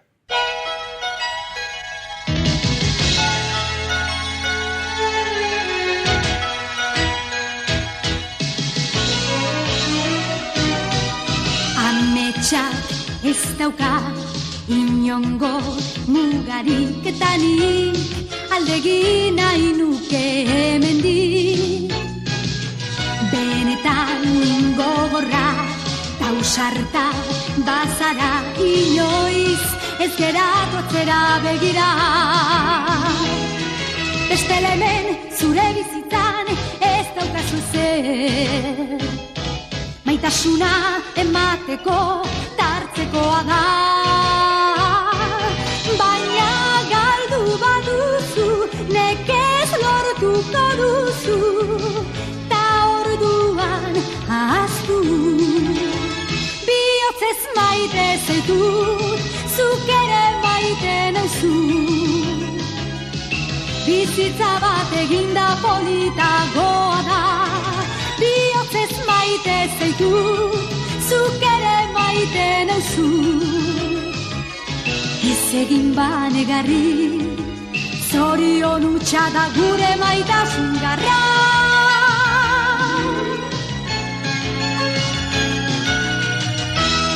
Bueno, hauxe zen Dragoibola marrazki bizidun serietako azkeneko abesti epiko eta nostalgikoa. Hemen ginen Jon eta biok interneten arakatzen, eta abestiaren benetako izena Romantic Ageru Jo, da, ingelesez I'll Give You Romance, deitzen zioten, eta Takemi Yoshida da abestiaren idazlea. Egia esan ez genuen ezagutzen, eta hemen Dragoibolaren Wikipedia arraro bat, Dragon Ball Wiki ari zaigu laguntzen.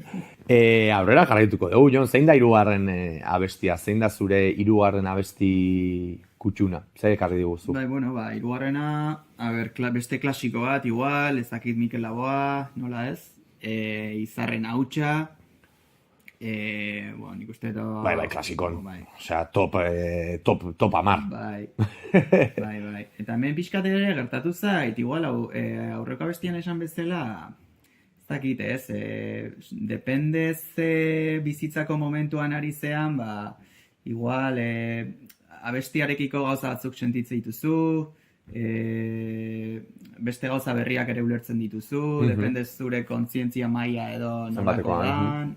Orduan, bai, zakit, pixkata honek ere adibez narama, Izarren hautsa, nik uste betianik entzun izan detela, bai txikitan kotxian, familiakin o gurasoekin, eta gero ere pixkat, tabernak izteko parranda ondoren, tabernak izteko igual ere erabiltzen zuten kanta zan, ez? Jo, egia da.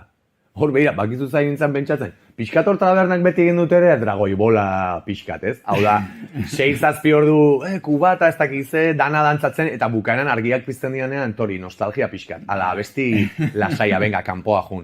Jo, kuriosoa da, ez? Pixka revoluzioak jeisteko, venga, momentua da, eta bestela, ez dakit, txeate, hogi berrira iritsiko. Bai, ez du inoiz, oraintxe esan dezun arte, ez du inoiz planteatu, baino, klaro, horregatik hartzen zituzten pixkat nostalgia eragin edo pixkat revoluzioak, zuk ondo esan dezun bezala, revoluzioak jeisten dituzten eta lasaitzen gaituzten abesti horiek, ez? Eta bernak iztean badukate funtzioa. Neri pasa zait pixkat Mikel Laboarekin, leheno aipatu dezun fenomenoa dragoi bolarekin gauza batzutaz etzeala kostiente pixkat heldutasunera iritsi arte. Eta igual txikia geanean, Mikel Laboaren bi abesti ezagutzen ditugu leku guztietan daudelako, ez? Eta hartu dutelako ere serki moduko estatus bat kulturan, baina gero heldutu ala etorri da, edo etorri zaineri bentsat hori ulertzeko aukera, ez? Bai, azkenean nik uste ere momentu askotan, o edade batean letrei ere igual ez diozu kontzientze hori jartzen, ez? Azkenean ere melodiak harrapatzen zaitu. Bai, melodiak, hori ez, lehen esan duguna, ez, kalean ere entzuten dan guzti hori, edo etxean entzun duzuna ere guzti hori. Orduan, pixkate letrak, bere letra horiek sakontzean, beste dimentsio bat hartzen dute, ez? Edo kantek, nik uste bere kantek ere beste dimentsio bat hartzen dutela. Entzule dingo dugu, Izarren hautsa nik uste ere bai entzule askok ja fitxatuta daukaten abesti bat izango dela. Bai, ez dakit nola esan, baina oso gizarteratuta dagoen abesti badalako, eta baita ere gure entzuleren gehiengoa parrandan noizbait ibiliko zen, parrandan noizbait ere itxiko zuen taberna bat, eta zuk modu graziosoan esan dezun bezala, ziurrenik entzule asko ere egon izan dira egoera horretan beraz, nostalgia hori pizteko Mikel Laboaren maixutasuna azpimarratzeko edo momentu batez ja pixkat aztuta dauzkagun parranda horietara bueltatzeko, hemen dago Mikel Laboaren Izarren hautsa klasikoa.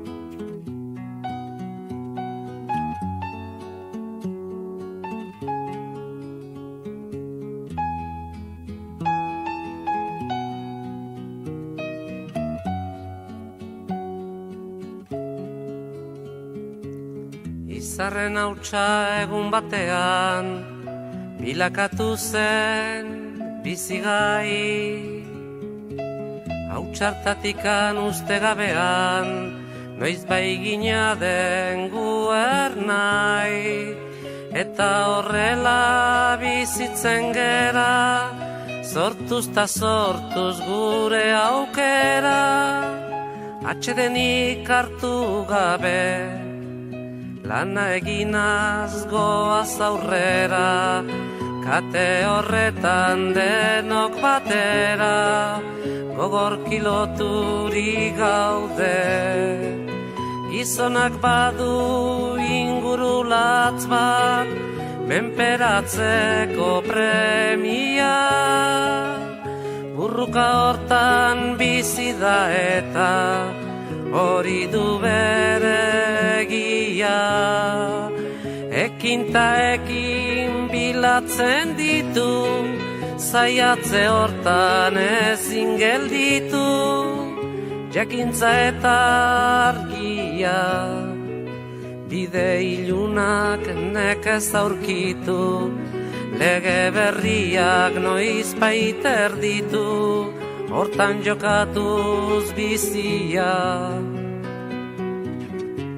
Gizonen lana jakintza dugu, ezagutuz aldatzea, naturarekin bat izan eta harremanetan sartzea, eta indarrak ongi errotuz, gure sustraiak lurrari lotuz, bertatikan irautea, ezaren gudaz baietza sortuz, ukazioa legatzat hartuz, beti aurrea joatera.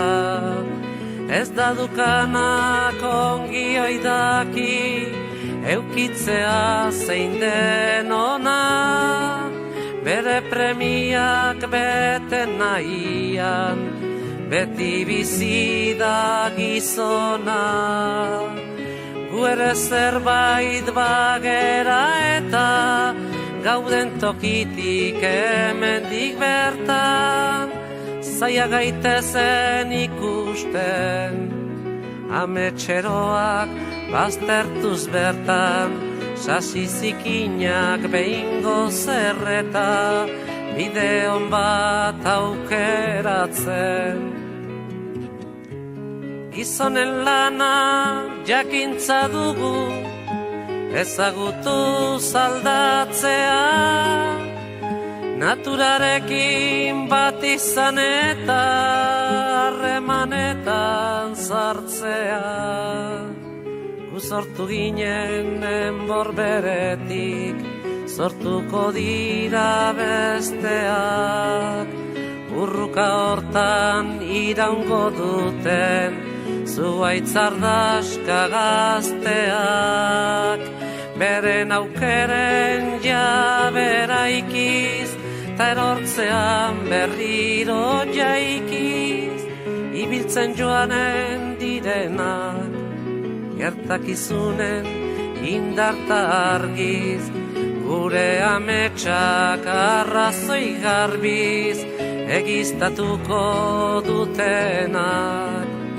Gu sortu ginen enbor beretik, sortuko dira besteak, burruka hortan iraungo duten, zuaitzardaska gazteak. Gu sortu ginen enbor beretik, sortuko dira besteak, burruka hortan iraungo duten, zuaitzardaska gazteak. Gu sortu ginen enbor beretik, sortuko dira besteak, burruka hortan iraungo duten, zuaitzardaska gazteak. Hau esan Mikel Laboaren izarren hautsa bestia. Eta aurrera goaz, Jon, azkena bestia, zure laugarren abesti kutxuna, zein da? Bueno, azkena aukeratu etena da Jungleko Keep Moving. Jungle Ingalaterrako taldea, ez gaur egungoa. Nik ezagutzen dut talde hau, eta oso deigarria da talde honek daukan, bai, dantza egiteko gogoa pizteko, nola esan, gaitasunaz aparte.